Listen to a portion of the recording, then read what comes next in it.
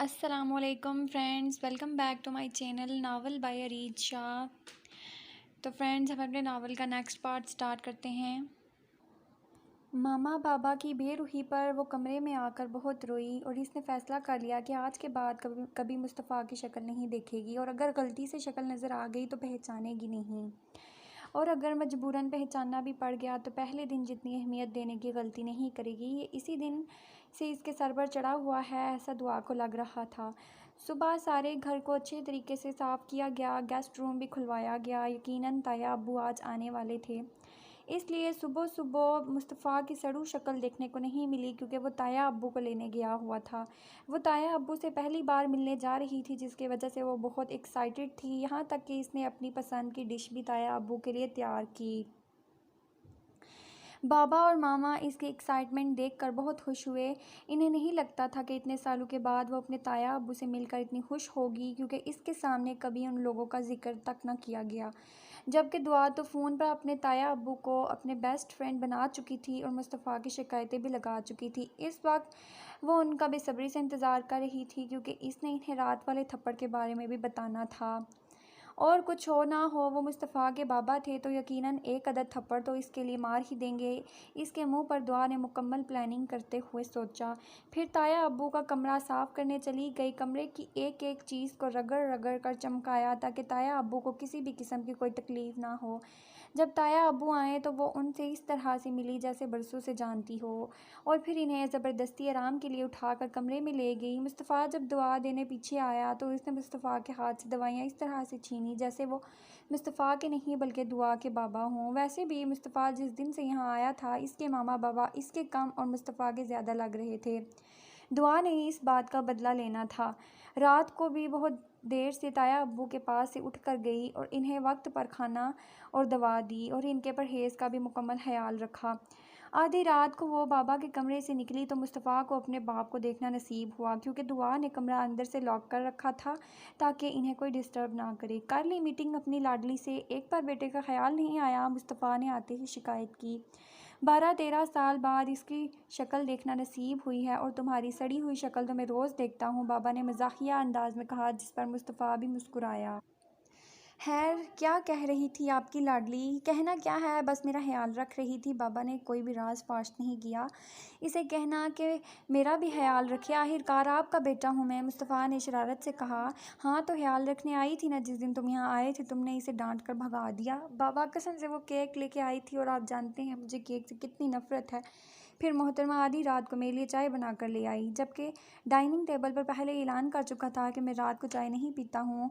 और ऊपर से मुझे केस की इतनी टेंशन थी कि बार बार वो मेरे कमरे में आकर मुझे डिस्टर्ब कर रही थी। बस इसीलिए कह दिया कि इस तरह से मेरे कमरे में ना आए।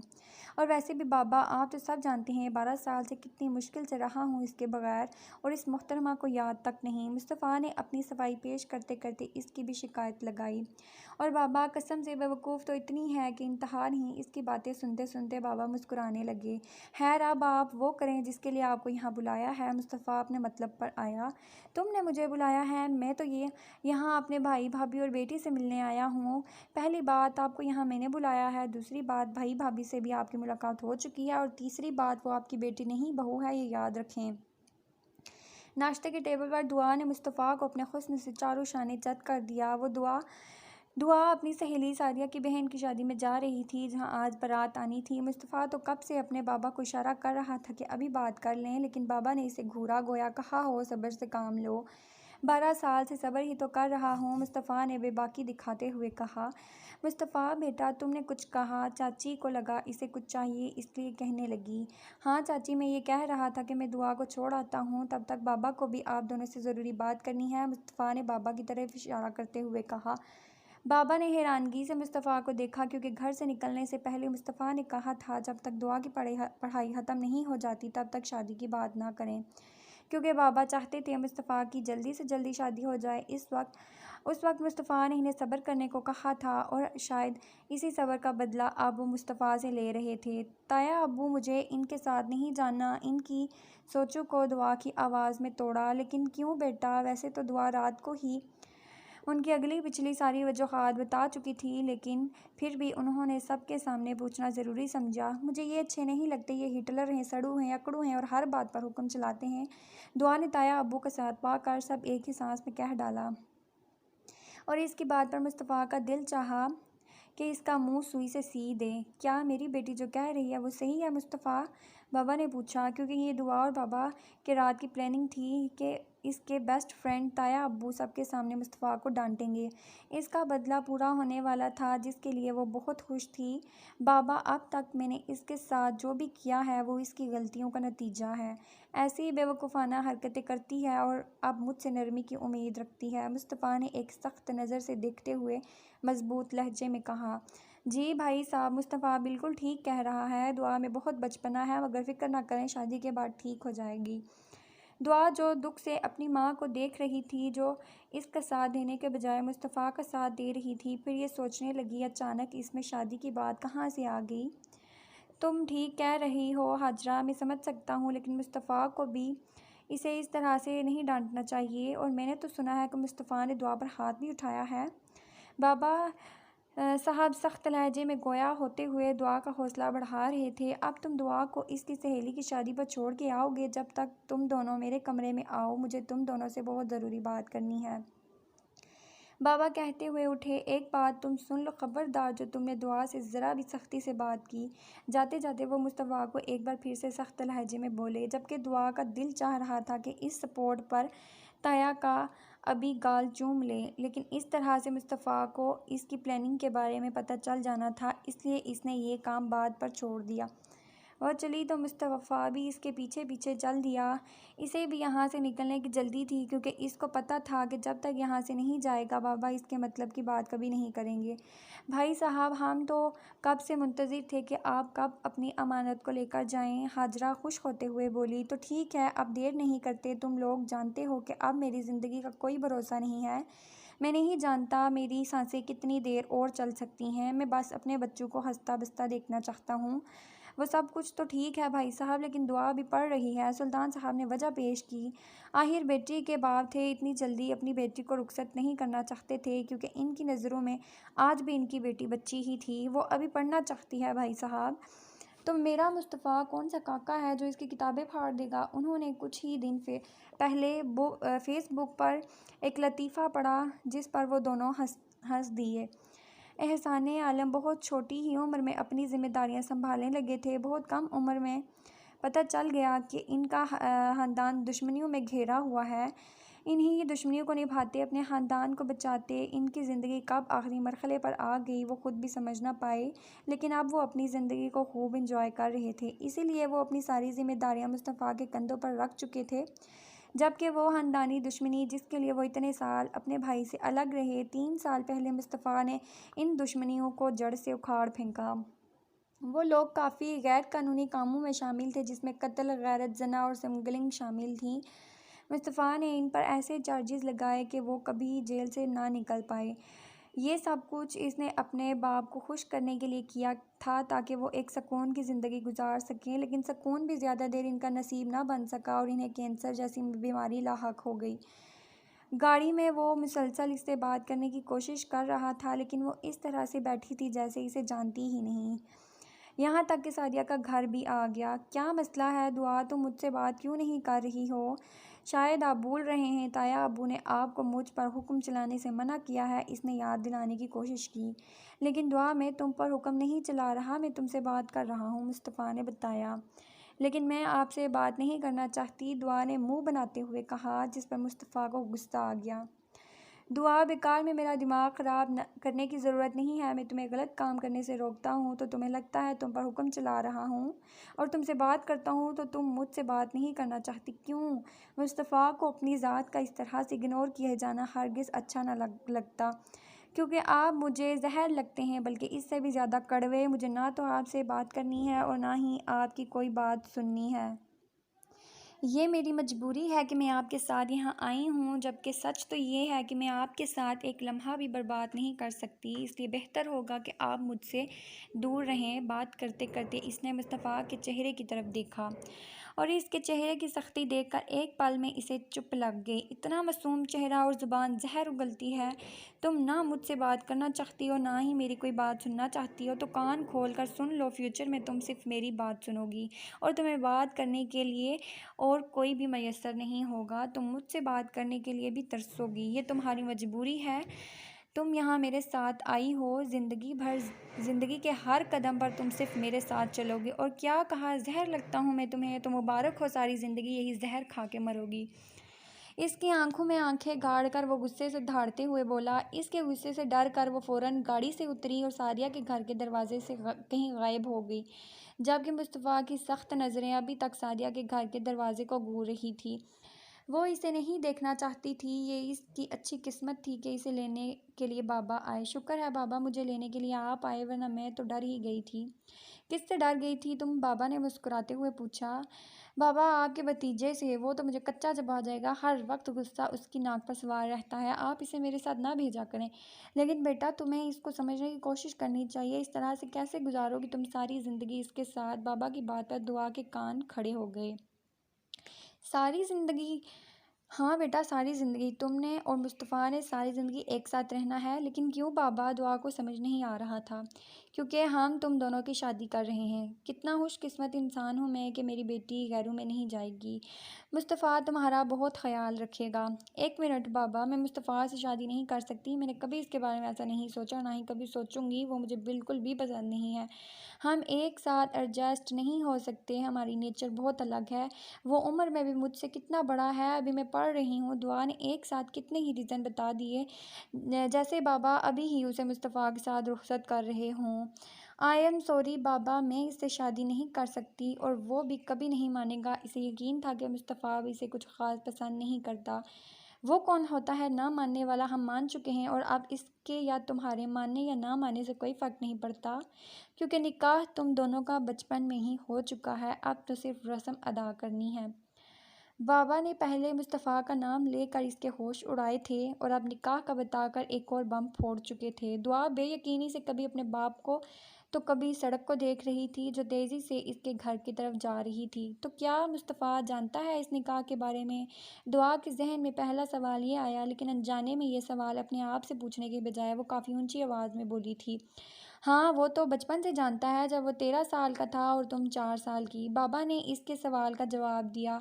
तो क्या आज सुबह मुस्तफ़ा ने जो कहा वो सब कुछ सच कर दिखाएगा? चाहते हैं। जब सुल्तान साहब के पीछे दुआ घर में दाखिल हुई, बस ठीक है, कोई ज़रूरत नहीं अब हमें तुम्हारी। वैसे भी हमारी भी बेटी गई है। बहुत कोशिश के बावजूद भी जब मुस्तफ़ा ना माना, तो दुआ के आने की भी एक अलग ही खुशी हुई।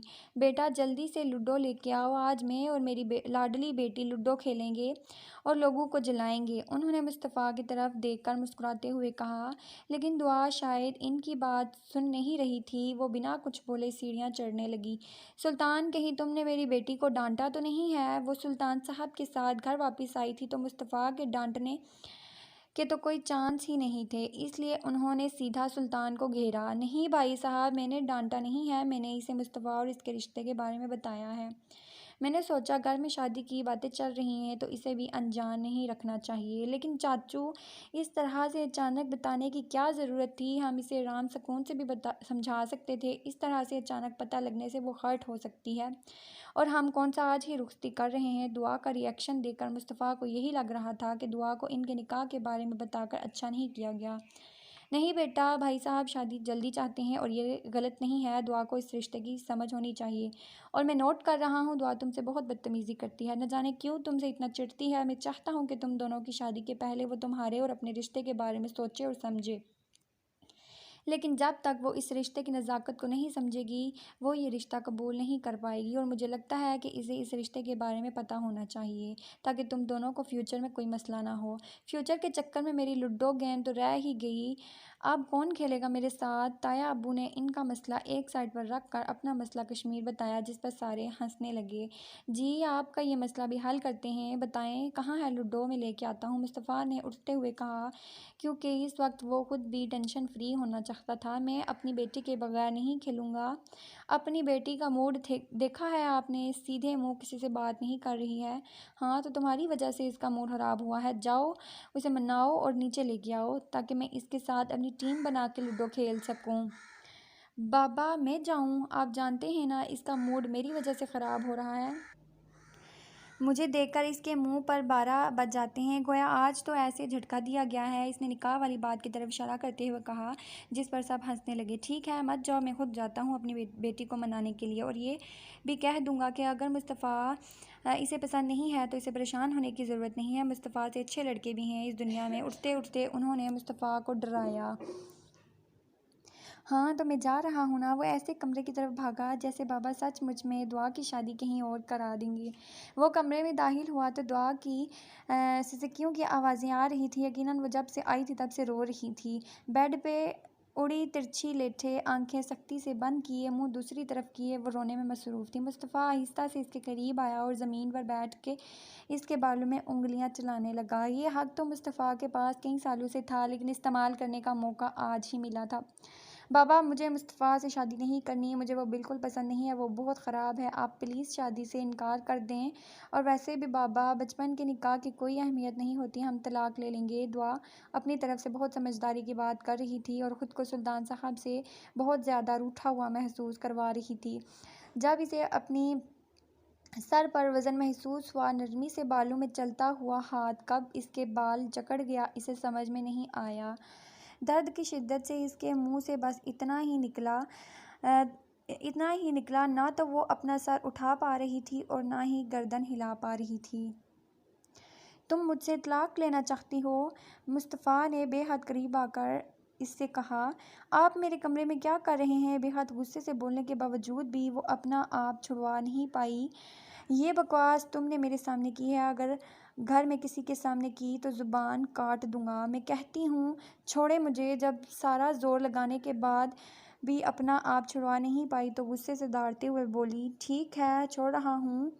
उठो, अपना मुंह साफ करो और नीचे चलो, सब तुम्हारा इंतज़ार कर रहे हैं। मुस्तफ़ा ने एक झटके से खुद से दूर किया। मैं सबको बताऊंगी कि मुझे आपसे शादी नहीं करनी। सुना आपने, क्योंकि शादी इंसानों के साथ की जाती है और मेरी नज़र में आप इंसान ही नहीं हैं। गुस्से से पैर पटकती वो वॉशरूम में चली गई। हाँ, शौक से सबको बताना, लेकिन इस गलत फहमी में मत रहना कि मैं तुम्हें छोड़ दूंगा। तुमसे तो बहुत सारे हिसाब बेबाक होंगे।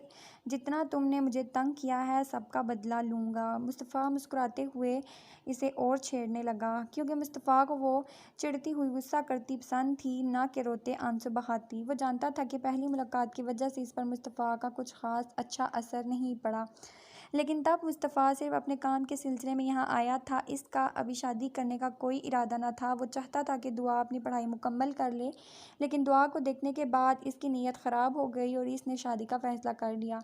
लेकिन इसे इस बात का ज़्यादा डर तारक भट्टी की धमकी का था, जिसने यासिर खान को ना छोड़ने की सूरत में दुआ को अगवा करने की धमकी दी थी। और मुस्तफ़ा दुआ के मामले में कोई रिस्क नहीं लेना चाहता था, लेकिन वो खुद इसे इस निकाह के बारे में बताना चाहता था और इसे ये भी बताना चाहता था कि ये निकाह इसकी ज़िंदगी में कितनी अहमियत रखता है। लेकिन इससे पहले चाचू ने दुआ को सब कुछ बताकर इसके सारे प्लान पर पानी फेर दिया। अभी तक वो यही सब कुछ सोच रहा था। जब दुआ वॉशरूम से बाहर आई, इसकी आंखें सूजी हुई और बहुत सुर्ख थी। अगर वो दुआ को निकाह के साथ ये भी बताता कि वो इससे मोहब्बत करता है तो यकीनन वो अपनी हालत इतनी ना बिगाड़ता। वो इसे ज़बरदस्ती कमरे से तो बाहर ले आया था, लेकिन ज़बरदस्ती इसके चेहरे पर मुस्कुराहट नहीं ला पाया।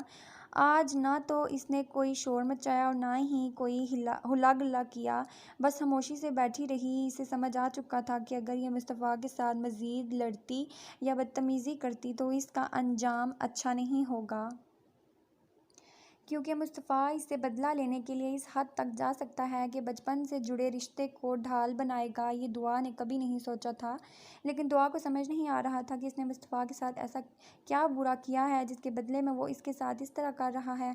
बेटा, तुम इस तरह से खामोश क्यों हो? ताया अब्बू से रहा न गया तो पूछने लगे। हाँ दुआ, क्या हुआ है तुम्हें? तबीयत ठीक है तुम्हारी? मुस्तफ़ा ने भी पूछा। वो भी कब से इसके उदास चेहरे की वजह से जानना चाहता था। ताया अब्बू, मुझे ये शादी। इससे पहले कि वो कुछ कहती बाबा बोल पड़े, कुछ नहीं भाई साहब, इसका दिमाग ख़राब हो गया है। ये कहती है कि इसे अभी शादी नहीं करनी क्योंकि ये पढ़ना चाहती है। लेकिन बेटा, तुम्हारे रिज़ल्ट से हम सब वाकिफ़ हैं। अगर तुम पढ़ाई में कुछ अच्छी होती तो हम तुम्हारी शादी जल्दी करने के बारे में नहीं सोचते। बाबा ने ऐसे कहा जैसे कह रहे हों कि अपना मुंह बंद रखो। हमारी गुड़िया कोई पढ़ाई का ताना नहीं देगा। तुम कौन सा पढ़ाई बहुत अच्छे थे। वो दुआ की उतरी हुई शक्ल देखकर बोले, देखो बेटा, अगर तुम पढ़ना चाहती हो तो तुम्हें कोई नहीं रोकेगा। वो ये नालायक तो तुम्हें कुछ नहीं कह सकता। उन्होंने मुस्तफ़ा की तरफ इशारा करते हुए कहा, जिस पर वो धीरे से मुस्कुरा दिया। लेकिन बेटा, तुम दोनों की शादी बहुत जल्दी होगी क्योंकि मैं अपनी ज़िंदगी ख़त्म होने से पहले तुम लोगों को खुश देखना चाहता हूँ। ताया अब्बू अब ऐसी बातें क्यों कर रहे हैं। दुआ कुर्सी से उठकर सोफे पर उनके साथ आ बैठी थी। मैं आपको कभी कुछ नहीं होने दूंगी। इनके सीने पर सर रखकर वो रोने लगी। इतने सालों के बाद तो इसे कोई रिश्ता मिला था। इसे पता चला था कि माँ बाप के अलावा भी कोई रिश्ता होता है। अरे मेरी बेटी, रोने क्यों लगी हो। मैं नहीं जाऊंगा कहीं भी। एक बार तुम्हारी शादी हो जाए फिर तो फरिश्ते लेने आए तब भी इनकार कर दूंगा। उन्होंने इसे खुश करने की कोशिश की। अगर तुम इजाज़त दो तो हम शादी की तैयारियां शुरू करें। इसे अपने सीने से लगाते हुए पूछा। दूल्हा चेंज करने का ऑप्शन है। रोते रोते और सवाल पूछा, जिस पर मुस्तफ़ा ने आंखें फाड़ कर इसे देखा। नहीं बेटा, इसी के साथ गुजारा करना पड़ेगा, बाबा ने मुस्कुराते हुए कहा, जिस पर मुस्तफ़ा भी मुस्कुरा दिया। सर में दर्द की वजह से बहुत कोशिश के बावजूद भी जब नींद ना आई तो उठकर नीचे चली आई और अपने लिए चाय बनाने लगी। अभी इसने पानी रखा ही था कि पीछे से मुस्तफ़ा किचन में दाखिल हुआ। एक कप चाय मेरे लिए भी, एक और हुक्म। इसने कच्चा छुपा जाने वाली नज़रों से इसे देखा। आप तो रात को चाय पी कर नहीं सोते। तंजिया कहा। हाँ, नहीं सोता था, लेकिन अब सोचता हूँ कि आदत डाल लूँ। अब शादी के बाद तुम रोज़ रात को अकेली चाय पियोगी तो मुझे तुम्हारा साथ देना पड़ेगा। इसने जिस अंदाज में तंज किया था, इसी के मुकाबले में जवाब भी दी। बड़ी मोहब्बत से जवाब आया था। देखें, यहाँ पर कोई नहीं है, न ताया अब्बू और ना ही बाबा, तो आपको मुझसे इतनी नरमी से बात करने की ज़रूरत नहीं है। और वैसे भी आप पर सूट भी नहीं करता मेरे साथ इतना नॉर्मल होना। जबकि आज आप मुझे साफ साफ बता चुके हैं कि ये शादी आप बदला लेने के लिए कर रहे हैं। सारे दिन का जमा किया और गुबार अब वो निकाल रही थी। दुआ, मैं तुमसे किस बात का बदला लूँगा यार। सुबह तुमने बदतमीज़ी की, तलाक की बात की, मुझे गुस्सा आ गया, मैंने डांट दिया। और सच कहूँ तो मुझे याद भी नहीं कि मैंने गुस्से में तुम्हें क्या कहा था। इतना कुछ बोलने के बाद भी दुआ कुछ न बोली, बस अपना काम करती रही। ठीक है, मैं समझ सकता हूँ कि तुम्हें मेरी बातों पर गुस्सा होगा। ठीक है, आई एम सॉरी। देखो, मैंने कान भी पकड़ लिए। वो सचमुच में अपने कान पकड़कर सॉरी बोल रहा था। लेकिन दुआ जानती थी कि ये सब कुछ सिर्फ इसे बहलाने के लिए कर रहा है। सच सिर्फ वो जो आज सुबह इसने कहा था। चाय बना के जब वो जाने लगी तो इसके रास्ते में आ गया। दुआ, मैं सॉरी बोल रहा हूँ यार। मुस्तफ़ा इसे जितना अपनी ज़ात को इग्नोर करने से रोकता था, ये इतना इसे इग्नोर कर रही थी। ठीक है, मेरा रास्ता छोड़ें, दुआ ने जान छुड़ाते हुए कहा। ठीक है, यानी कि तुमने मुझे माफ़ कर दिया। अब तुम मुझे सॉरी बोलो। इसका रास्ता छोड़ने के बजाय एक और हुक्म दे दिया। दुआ इसे देख रही थी। मैं क्यों सॉरी बोलूँ आपको? दुआ ने पूछना ज़रूरी समझा, क्योंकि आज सारा दिन वही इसे तंग कर रहा था। दुआ तो इसे कुछ नहीं कह रही थी। तुम्हारी वो दूल्हा चेंज करने के ऑप्शन वाली बात मुझे बहुत बुरी लगी, इसलिए तुम्हें मुझे सॉरी बोलना होगा, मुस्तफ़ा ने किसी रूठे हुए बच्चे की तरह कहा। मुस्तफ़ा, रास्ता छोड़ें मेरा। दुआ को यकीन था कि वो सिर्फ टाइम पास कर रहा है। तुम सॉरी बोले बगैर अपने कमरे में नहीं जा सकती। और ये क्या, तुमने मेरे लिए चाय क्यों नहीं बनाई? ये लें, आप यही चाय पी लें, बस मुझे जाने दें, दुआ ने टेबल पर रखते हुए कहा। पहले सॉरी बोलो, फिर मेरे लिए चाय बनाओ। ये तुम्हारी चाय है, इसे तुम ही पियो। चलो शाबाश, सॉरी बोलो। वह दुआ का चेहरा था। मैं ज़बरदस्ती इससे सॉरी बुलवा रहा था। आई एम सॉरी, आप मेरा रास्ता छोड़ दें। दुआ रोना नहीं चाहती थी, लेकिन फिर भी वो रोने लगी। आज का दिन इसकी ज़िंदगी की तारीख में सुनहरी लफ्ज़ों से लिखा जाना था, क्योंकि इससे पहले वो इतना कभी नहीं रोई थी।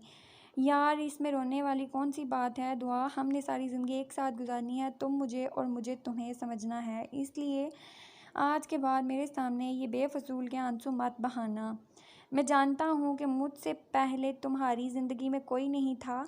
तुम हमेशा से अपने माँ बाप की मर्ज़ी से शादी करना चाहती थी और तुम्हारे माँ बाप की मर्ज़ी मैं हूँ। इसलिए तुम्हारे ये आंसू और शोक कोड गम बेफजूल हैं। इसलिए नॉर्मल हो जाओ और नॉर्मल तरीके से अपनी होने वाली शादी को एंजॉय करो। इन सब ख्वाहिश पे ध्यान दो जो एक दुल्हन की होती है। और आज के बाद मैं तुम्हें इस तरह से आंसू बहाते हुए ना देखूं। तुम्हारी एक फैमिली है दुआ जिसको तुम्हारे आंसू तकलीफ देते हैं। और हाँ, अब कमरे में जाके रोने धोने की ज़रूरत नहीं है। जाकर आराम से सो जाओ। कल हम शादी की शॉपिंग पर जाएंगे। मुस्तफ़ा ने इसे जाने की इजाज़त दी, लेकिन इसकी बात मानने के बजाय वो रोते हुए अपने कमरे में गई। बेवकूफ़ लड़की, बदले के लिए शादी कर रहा हूँ। बदला तो मैं बस इन आंसुओं का लूँगा जिनकी वजह से तुम अपनी आंखें तबाह कर रही हो। अपने कहे के ऐन मुताबिक वो दुआ को अपने साथ शॉपिंग पर लेके जा रहा था। वो नहीं जाना चाहती थी, लेकिन मामा ने इसरार करके इसके साथ भेज ही दिया। सारे रास्ते वो कुछ ना कुछ बोलता रहा, लेकिन दुआ एक लफ्ज़ भी ना बोली। यार दुआ, छोड़ दो अब ये नाराज़गी, चलो हम दोस्ती कर लेते हैं। और वैसे भी हमने रात को एक दूसरे को सॉरी बोल तो दिया है, तो अब ऐसे नाराज़ होने का क्या फ़ायदा। मुस्तफ़ा से बातों में बहलाने की कोशिश कर रहा था, लेकिन दुआ को इसकी बातों का कोई असर ना हुआ।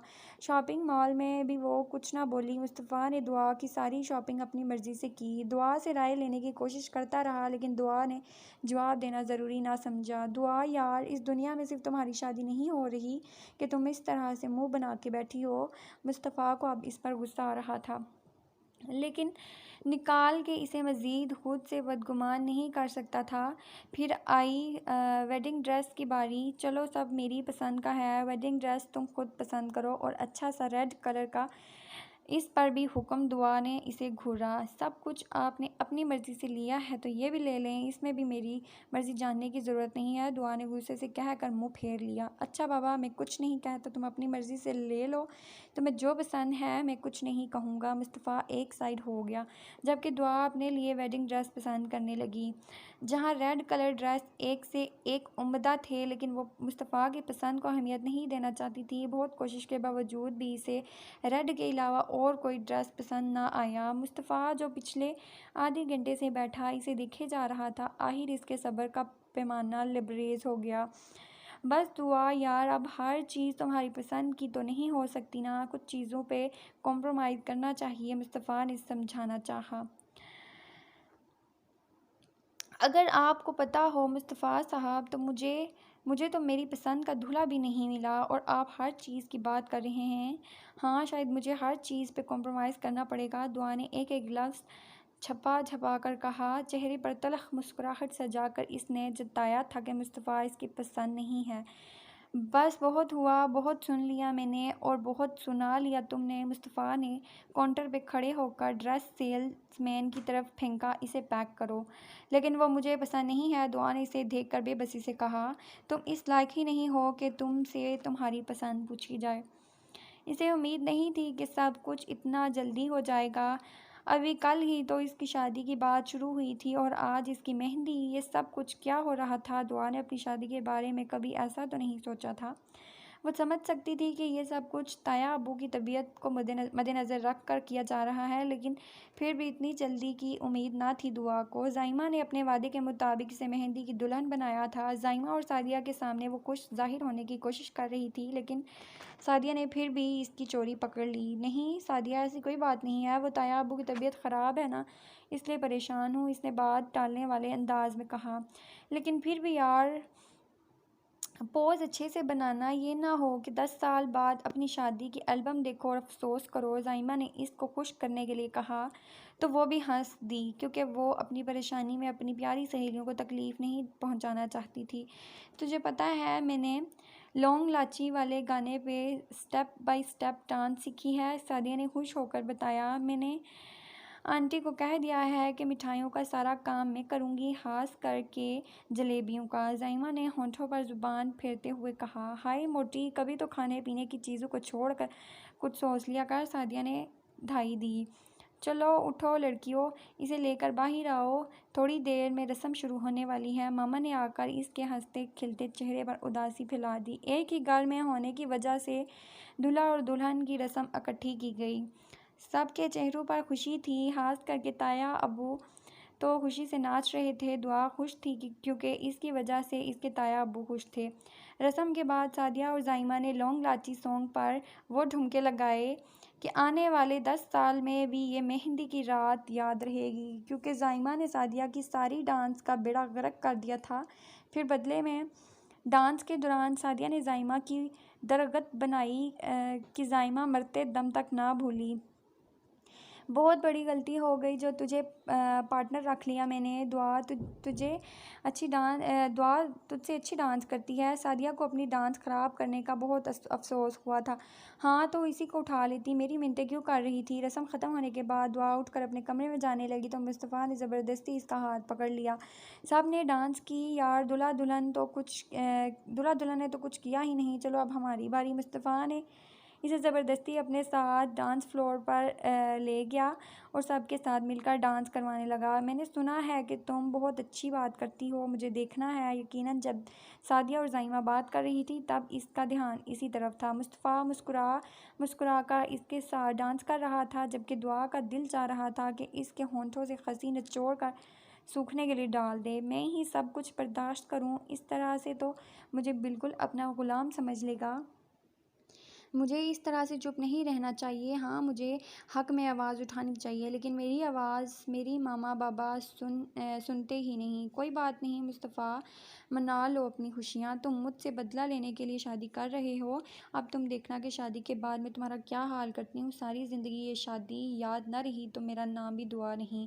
तो अभी मुस्तफ़ा को तंग करने के मंसूबे बनाने लगी, क्योंकि इसने सोच लिया था कि ज़िंदगी में शादी एक बार होती है, इसलिए मुंह बनाकर बैठने से अपनी शादी का एल्बम नहीं ख़राब करना चाहती थी। इसने फ़ैसला कर लिया था कि अब वो ताया अब्बू मामा और पापा के सामने खुश रहने की कोशिश करेगी, क्योंकि उदासी से वो इन्हें तकलीफ़ नहीं पहुंचाना चाहती थी।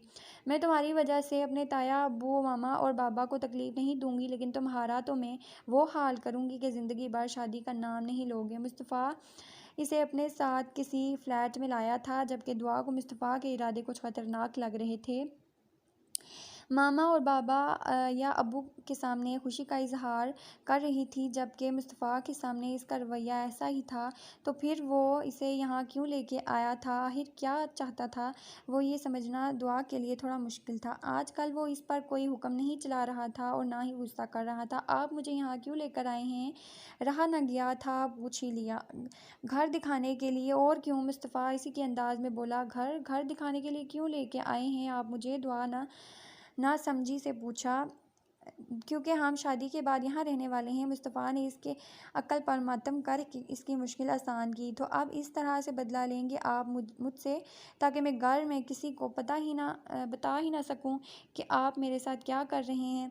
अगर आप ये सोच रहे हैं कि मैं चुपचाप सब कुछ बर्दाश्त करूंगी तो ये आपकी गलत फहमी है। अगर आपने मेरे साथ कुछ भी किया ना तो सबको गिन गिन कर बताऊंगी। ये मत सोचें कि आपके जुल्म सितम पर मुंह बंद करके बैठी रहूंगी। दुआ तेज़ी में क्या बोलकर गई थी इसे खुद भी नहीं पता था, जबकि मुस्तफ़ा इसकी बात पर शॉक्ड होकर इसे देख रहा था। मैंने कौन सा जुल्म और सितम के पहाड़ तोड़े हैं तुम पर, जो तुम गिन गिन कर सबको बताने वाली हो। मुस्तफ़ा ने हैरान और परेशान होकर पूछा, जबकि दुआ को जवाब नहीं सूझ रहा था। अभी नहीं तोड़े, लेकिन शादी के बाद तो तोड़ेंगे ना। दुआ ने इसकी मालूमात में इजाफा किया। दुआ, क्या मैं तुम्हें ऐसा लगता हूँ, तुम्हें लगता है कि मैं शादी के बाद तुम पर जुल्म करूँगा। मुस्तफ़ा बेचैनी से पूछ रहा था। तो क्या ये लड़की इससे इस हद तक बदगुमान थी। मुझे नहीं पता चले घर चलना है। दुआ ये कहकर फ्लैट से बाहर निकल गई, जबकि मुस्तफ़ा का दिल चाह रहा था कि वो अपने ख्वाबों के इस छोटे से घर को कब्रिस्तान बना दे। शादी की सब छोटी बड़ी रस्में हो चुकी थी, अब सिर्फ रुखसती बाकी थी। जब दुआ ने सादिया के हाथों खुजली पाउडर मंगाया।